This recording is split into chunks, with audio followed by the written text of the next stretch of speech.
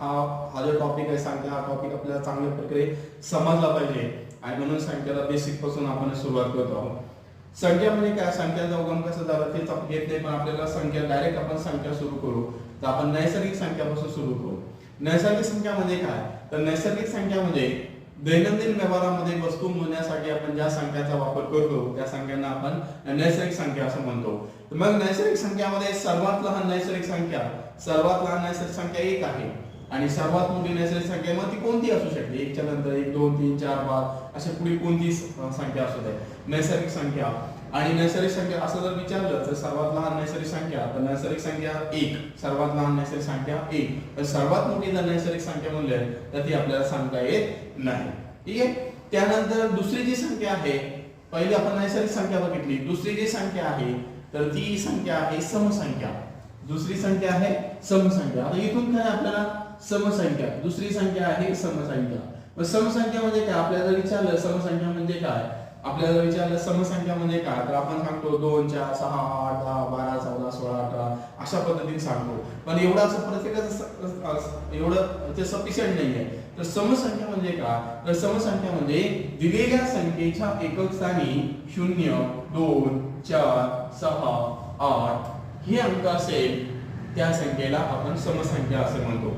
दिलेल्या संख्येच्या एकक स्थानी 0 2 4 6 8 हे अंक असेल त्या संख्येला आपण समसंख्या म्हणतो। आता समसंख्या म्हणजे समजा आता इथं मी असं लिहिलं 240 आहे, इथे एकक स्थानचा अंक 0 आहे म्हणून या संख्येला आपण समसंख्या म्हणतो। की मी इथे समजा आणखी इथे 2 वाढवले तरी समसंख्या झाली, किंवा मी आणखी इथे 4 वाढवले तरी समसंख्या झाली, इथे किंवा 8 घेतले परत 0 घेतला, म्हणजे ती संख्या कितीही मोठी असू द्या पण एकक स्थानचा अंक जर समजा 2 असेल 0 असेल 2 असेल 4 असेल 6 असेल 8 असेल तर त्या संख्येला आपण म्हणतो समसंख्या।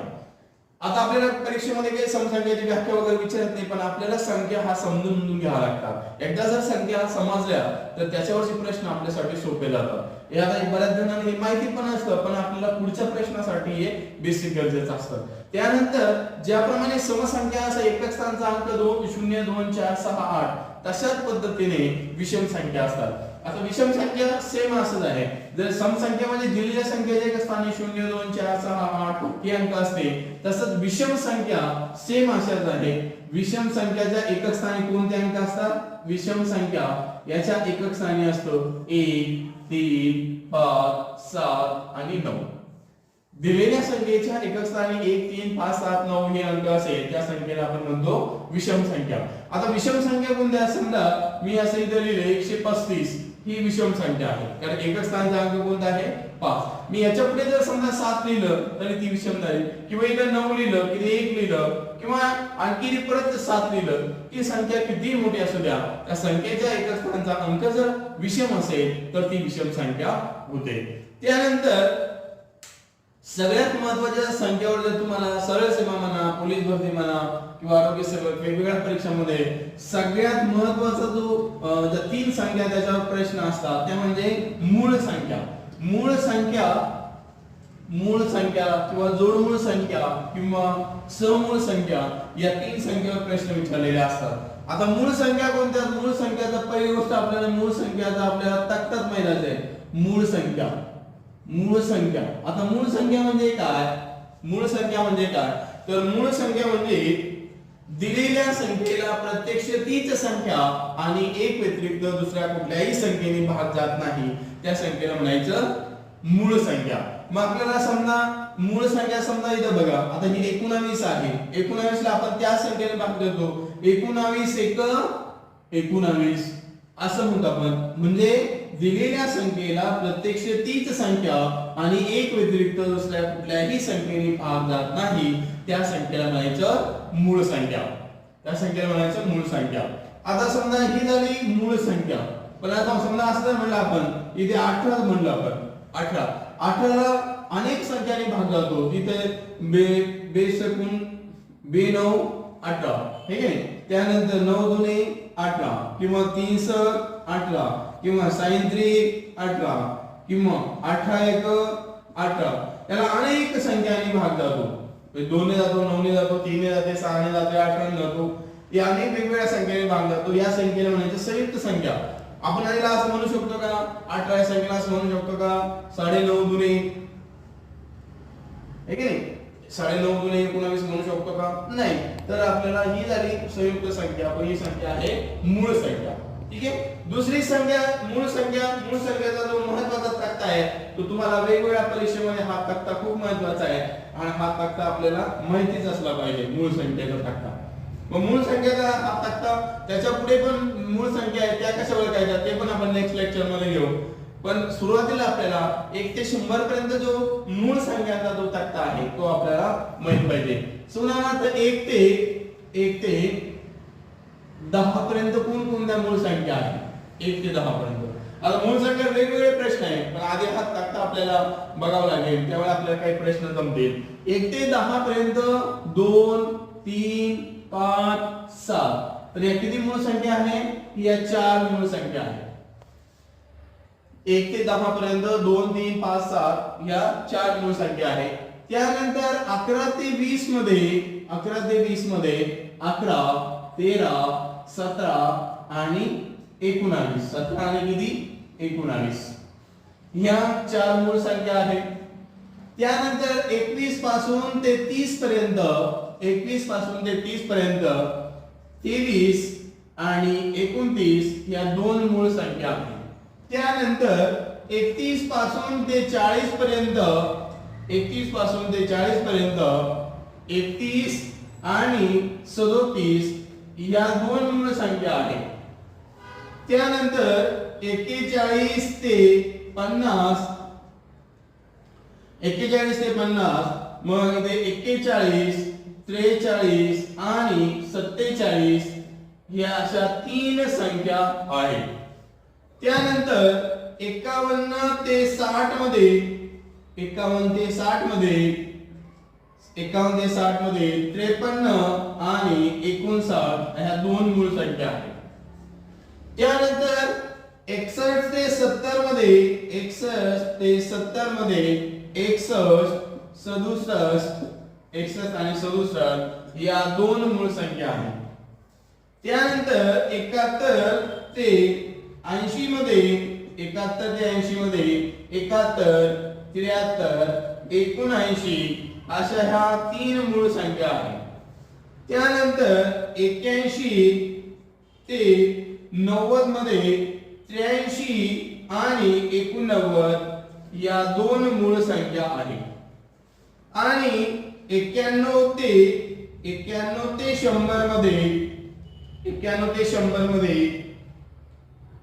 91 मध्ये एकमेव जे मूळ संख्या आहे 97. 91 ते 100 एकमेव मूळ संख्या आहे ती 1. आणि अशा एकूण मूळ संख्या किती आहे? एकूण मूळ संख्या 25 आहे. तर या मूळ संख्या 25 भरतात का आपण बघू. 1 ते 100 पर्यंत या 25 मूळ संख्या होतात का आपण बघू. 4 आणि 4 8, 8 आणि 2 10, 10 आणि 2 12, 12 आणि 3 15, 15 आणि 2 17, 17 आणि 2 19, 19 आणि 3 22, 22 आणि 2 24, 24 आणि 1 25 अशा 1 ते 100 पर्यंत किती मूळ संख्या आहे असा जर प्रश्न विचारला तर 1 ते 100 पर्यंत 25 मूळ संख्या आहे.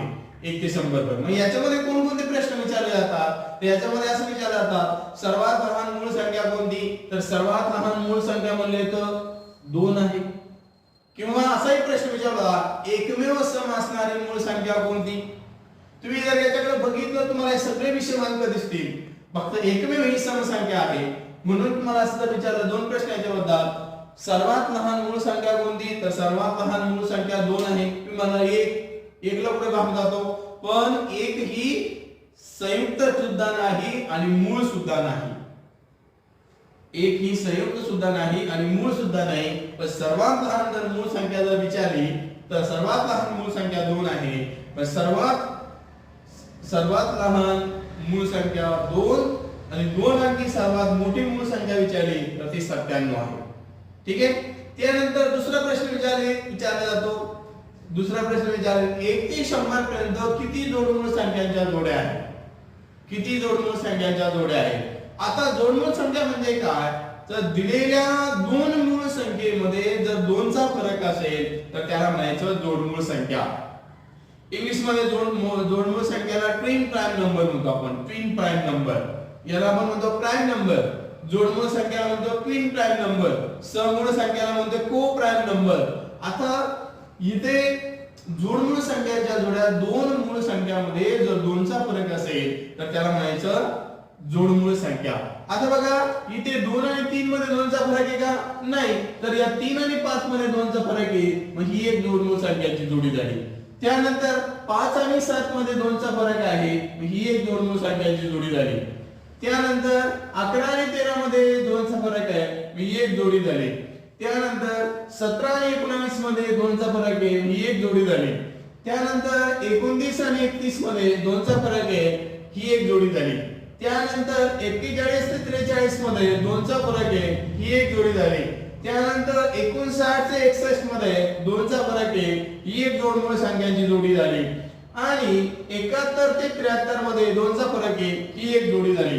म्हणजे अशा रीतीने 1 ते 100 पर्यंत किती जोडमूळ संख्या आहे तर त्या आहे बघा 1 2 3 4 5 6 7 आणि 8. पण परीक्षेचा विषय काढायचे का तर नाही, लक्षात ठेवायच्या एकूण जोडमूळ संख्याच्या जोड्या किती आहे? 8 जोड्या आहे. जोडमूळ संख्या आपल्याला समजल्या, मूळ संख्या समजल्या, जोडमूळ संख्या समजल्या. जोडमूळ संख्याच्या जोड्या किती आहे तर जोडमूळ संख्याच्या जोड्या आहे 8 जोडमूळ संख्यांच्या जोड्या आहे. त्यानंतर कधी कधी पुढचा प्रश्न विचारतात. पुढचा प्रश्न असा असतो, वेगवेगळे प्रश्न आहेत, तक्ता जर माहित असेल किंवा पुढची संख्या 100च्या पुढच्या मूळ संख्या विचारल्या जाऊ शकतात. आणि याच्यामध्ये असं विचारलं जातं तुम्हाला की 1 ते 100 पर्यंतच्या मूळ संख्यांची सरासरी किती किंवा 1 ते 50 पर्यंतच्या मूळ संख्यांची सरासरी किती, असे वेगवेगळे प्रश्न याच्यामध्ये विचारले जातात. परत एकदा पुन्हा एकदा रिव्हिजन करतो कोणकोणते प्रश्न विचारले जाऊ शकतात तुमच्या लेवलला. तर पहिला प्रश्न असा होईल की एकमेव सम असणारी मूळ संख्या कोणती, तर एकमेव सम असणारी मूळ संख्या 2 आहे. किंवा असा प्रश्न विचारला सर्वात लहान मूळ संख्या कोणती, तर सर्वात लहान मूळ संख्या 2 आहे. त्यानंतर विचारले जाते की 1 ते 100 पर्यंत 1 ते 100 पर्यंत जोडमूळ संख्यांच्या किती जोड्या आहेत, तर जोडमूळ संख्यांच्या 8 जोड्या आहेत. किंवा आणखी प्रश्न विचारलाय 1 ते 100 पर्यंत किती मूळ संख्या आहे, तर 1 ते 100 पर्यंत 25 मूळ संख्या आहे. आणि आणखी एक प्रश्न विचारला तुम्हाला 1 ते 100 पर्यंतच्या मूळ संख्यांची बेरीज किती.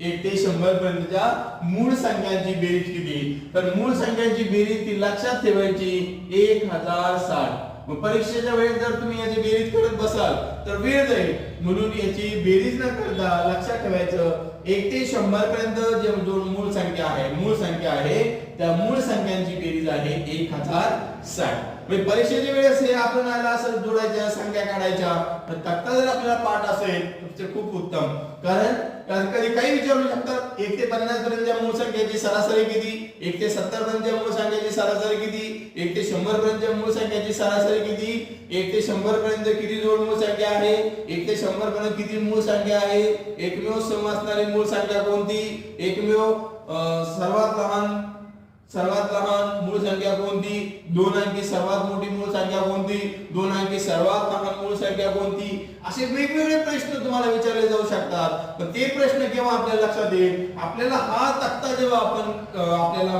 पाठ असेल किंवा आपल्याला माहित असेल तर आपण त्या संख्या त्याच्यावरचे प्रश्न आपण सॉल्व्ह करू शकतो. हे झालं आपल्याला जोडमूळ संख्या. आता आपण जो मूळ संख्या आणि जोडमूळ संख्येबद्दल आपण बघितलं. याच्यामध्ये आणखी एक महत्त्वाची जी संख्या आहे त्या संख्येला आपण म्हणतो सहमूळ संख्या. त्या संख्येला म्हणतो आपण सहमूळ संख्या. आता ही सहमूळ संख्या म्हणजे काय नेमकं, तर सहमूळ संख्या म्हणजे दिलेल्या दोन संख्यांना एक व्यतिरिक्त अन्य संख्यांनी दिलेल्या दोन संख्यांना किंवा 2 पेक्षा अधिक संख्यांना एक व्यतिरिक्त अन्य संख्यांनी भाग जात नाही त्या संख्येला म्हणायचं सहमूळ संख्या. उदाहरणार्थ बघा इथं मी 18 आणि 25 ही जोडमूळ संख्यांची जोडी आहे. 18 आणि 25 ही जोडमूळ संख्यांची जोडी आहे 18 आणि 25. कारण या दोघांना 18 बघा याचे जर आपण अवयव काढले 3 * 18 3 दुने 6 बेक बे. या 25 चे जर आपण अवयव काढले 25 चे 5 5 25 5 1 5. पण या दोन संख्यांना या एक व्यतिरिक्त अन्य सामायिक विभाजक नसतो. दिलेल्या दोन संख्यांना एक व्यतिरिक्त अन्य सामायिक विभाजक नसतो त्या संख्यांना आपण समूळ संख्या असे म्हणतो. आता एक व्यतिरिक्त सामायिक विभाजक नाही, फक्त एकच हा सामायिक विभाजक आहे. इकडे 5 ने भाग जातो, इकडे जातो का? नाही. इकडे 3 ने जातो, इकडे जातो का? नाही. तर त्याची व्याख्या अशी होते, दिलेल्या दोन संख्यांना एक व्यतिरिक्त अन्य सामायिक विभाजक नसतो त्या संख्यांना म्हणायचं समूळ संख्या. आपण 5 संख्या घेतल्या बघा. 5 संख्या. पहिली संख्या बघितली आपण नैसर्गिक संख्या. नैसर्गिक संख्या आपण सांगितलं की जर दैनंदिन व्यवहारामध्ये वस्तू मोजण्यासाठी ज्या संख्यांचा वापर केला जातो त्यांना मोज संख्या किंवा नैसर्गिक संख्या म्हणतात. नैसर्गिक संख्या सुरू झाली 1 पासून. सर्वात लहान नैसर्गिक संख्या 1, सर्वात मोठी नैसर्गिक संख्या सांगता येत नाही, कोणती असू शकते. त्यानंतर दुसरी संख्या घेतली आपण समसंख्या. समसंख्येची व्याख्या आपण घेतली, दिलेल्या संख्येच्या एकक स्थानी 0, 2, 4, 6, 8 हे अंक असेल त्या संख्येला म्हणतो आपण समसंख्या. त्यानंतर पुढची संख्या आपण बघितली विषम संख्या. दिलेल्या संख्येच्या एकक स्थानी 1, 3, 5, 7, 9 हे अंक असेल त्या संख्येला म्हणायचं विषम संख्या. त्यानंतर पुढची संख्या आपण घेतली मूळ संख्या. दिलेल्या संख्यांना एक व्यतिरिक्त अन्य संख्यांनी भाग जात नाही. दिलेल्या संख्यांना एक व्यतिरिक्त अन्य संख्या एक व्यतिरिक्त तीच संख्या किंवा एक व्यतिरिक्त अन्य संख्यांनी भाग जात नाही त्या संख्येला म्हणायचं मूळ संख्या. जोडमूळ संख्या. दिलेल्या दोन मूळ संख्येमध्ये जर 2चा फरक असेल तर त्या संख्येला म्हणायचं जोडमूळ संख्या. आणि समूळ संख्या, दोन संख्यांना एक व्यतिरिक्त अन्य सामायिक विभाजक नसतो त्या संख्येला म्हणायचं समूळ संख्या. त्यानंतर आपण पुढची संख्या बघणार आहोत. ती पुढची संख्या आहे 0 म्हणजे पूर्ण संख्या. पुढची संख्या आहे पूर्ण संख्या. पूर्ण संख्या म्हणजे काय? पुढची संख्या आहे पूर्ण संख्या. पूर्ण संख्या म्हणजे बघा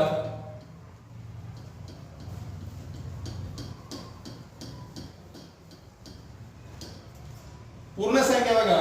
पूर्ण संख्या पुन्हा सुरुवात होते. पूर्ण संख्या 0, 1, 2, 3, 4, 5, 6, 7, 8, 9 पूर्ण संख्या. असं विचारलं तुम्हाला सर्वात लहान पूर्ण संख्या कोणती, तर सर्वात लहान पूर्ण संख्या कोणती? 0. सर्वात लहान पूर्ण संख्या 0. पण सर्वात मोठी पूर्ण संख्या विचारली तर सांगता येत नाही, कोणतीही असू शकते. म्हणून सर्वात लहान पूर्ण संख्या 0. सर्वात मोठी पूर्ण संख्या सांगता येत नाही. कधी कधी असा प्रश्न विचारतात 0 हा धन आहे की ऋण आहे, तर पूर्णांक संख्येमध्ये आपण घेणार आहे. पण आता तात्पुरते आपल्या फक्त पूर्ण संख्या मध्ये लक्षात ठेवा सर्वात लहान पूर्ण संख्या 0 आहे, सर्वात मोठी सांगता येत नाही. त्यानंतरची पुढची जी संख्या आहे ही झाली पूर्ण संख्या. पुढची संख्या आहे पूर्णांक संख्या. पुढची संख्या कोणती आहे? पूर्णांक संख्या. पुढची संख्या आहे पूर्णांक संख्या. मग पूर्णांक संख्या म्हणजे कोणत्या? तर बघा इकडे आपण घेऊ 1, 2, 3, 4, 5, 6. इकडे घ्या 0, 1, 2, 3, 4, 5, 6. पण इकडे जे आहे तर इकडे ऋण आहे. याला म्हणायचं या ज्या संख्या आहे पूर्णांक संख्या. बघा पूर्णांक संख्या म्हणजे धन पूर्णांक. पूर्णांक संख्या. आता बघा याला म्हणायचं धन पूर्णांक. याला काय म्हणायचं? धन पूर्णांक. इकडच्या उजव्या बाजूच्या संख्येला म्हणायचं धन पूर्णांक. इकडच्या बाजूला धन पूर्णांक. पण इकडच्या बाजूच्या ज्या संख्या आहे या ज्या संख्या आहे याला म्हणायचं ऋण पूर्णांक. याला काय म्हणायचं? ऋण पूर्णांक. ऋण पूर्णांक. धन पूर्णांक ह्या पूर्णांक संख्या धन पूर्णांक. इकडच्या डावीकडच्या ज्या संख्या आहे मायनस वाल्या त्याला म्हणायचं ऋण पूर्णांक. याच्या पुढे काही नसतं म्हणजे धन असतं प्लस असतं म्हणून याला म्हणायचं धन पूर्णांक. याला म्हणायचं ऋण पूर्णांक. आणि हा 0 जे आहे हा 0 हा धनही नाही. 0 हा धनही नाही. 0 हा धनही नाही आणि ऋणही नाही. ऋणही नाही. 0 बद्दल जर तुम्हाला सांगितलं तर 0 धन आहे की ऋण आहे, तर 0 हा धनही नाही आणि ऋण नाही. म्हणून पूर्णांक संख्या लक्षात ठेवा. पूर्णांक संख्या म्हणजे याला म्हणायचं धन पूर्णांक, याला म्हणायचं ऋण पूर्णांक. आणि शून्य हा धनही नाही आणि ऋणही नाही. त्यानंतर पूर्ण संख्या झाल्या, पूर्णांक संख्या झाल्या. आता आपल्याला पुढची संख्या घ्यायची त्रिकोणी संख्या.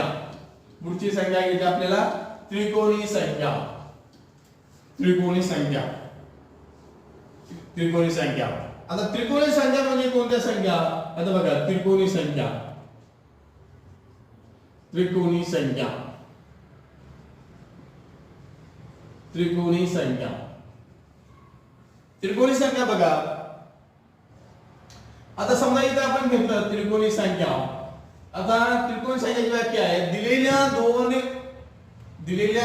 दिलेल्या क्रमवार दोन संख्यांच्या गुणाकाराच्या निमपटीस, ज्या दोन क्रमवार संख्या असेल त्यांच्या गुणाकाराच्या निमपटीस त्रिकोणी संख्या असे म्हणतात.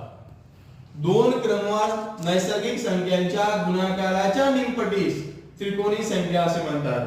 दोन क्रमवार नैसर्गिक संख्यांच्या गुणाकाराच्या निमपटीस. समजा आता आपण इथं असं म्हणलो की 12 त्या संख्येचा पाया आहे, मग 12च्या पुढची नैसर्गिक संख्या कोणती आहे? 13. आणि याची निमपट करायची म्हणजे याला किती भागायचं? 2 ने. म्हणून ही आली बे एक बे आणि बे शकून 12 13 78. ही 78 ही त्रिकोणी संख्या. ज्या संख्येचा 12 पाया आहे आणि दोन क्रमवार नैसर्गिक संख्यांच्या गुणाकाराच्या निमपटीस, म्हणजे 12ची पुढची नैसर्गिक संख्या 13 आहे आणि यांच्या गुणाकाराच्या निमपट म्हणजे जे अर्ध केलं तर ती संख्या येते 78. किंवा आपल्याला समजा या संख्येचा पाया 20 आहे आणि पाया 20 असणारी त्रिकोणी संख्या काढा. म्हणून 20 गुणिले 21 भागिले 2. 2 ने याला जर भागितलं तर ती संख्या येते 210. संख्या मी फक्त तुमचा बेसिक संख्या घेतल्या. या संख्यावर वेगवेगळे प्रश्न आपण पुढील व्हिडिओ मध्ये बघणार आहोत. फक्त ही संख्या कन्सेप्ट तुमची क्लिअर झाली. आणि व्हिडिओ बघितल्याबद्दल धन्यवाद. पुढच्या व्हिडिओ जरूर बघा, कारण त्या व्हिडिओ मध्ये संख्यावरचे महत्त्वाचे प्रश्न असणार आहे. धन्यवाद.